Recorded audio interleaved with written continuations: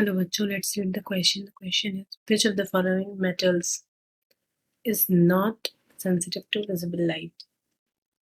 So let's discuss the key concepts.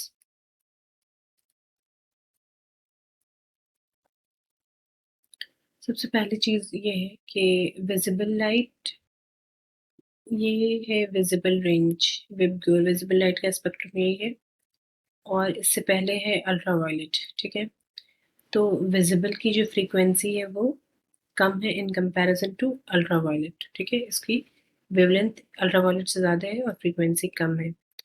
तो हम जानते हैं energy is defined as E is equal to H mu.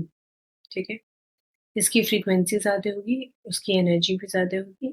ठीक है, तो जो यूवी लाइट की फ्रीक्वेंसी है वो ज़्यादा है, तो उसकी एनर्जी भी ज़्यादा होगी, और विजिबल लाइट की in comparison to UV light वो कम होगी।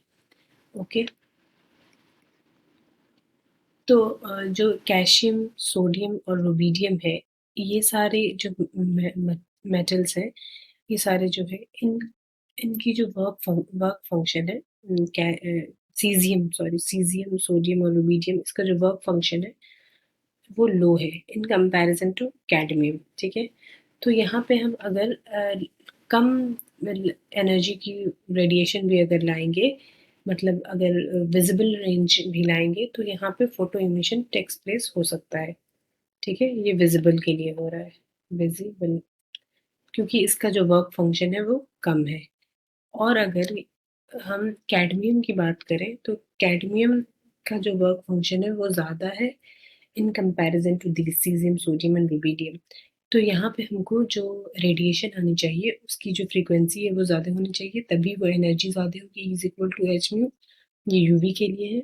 ठीक है, तो एनर्जी जब ज़्यादा हो तभी ये वर्क फंक्शन को ओवरकम कर फोटो इलेक्ट्रॉन्स इजेक्ट होंगे। ठीक है, तो which of the following metal is not sensitive to visible light?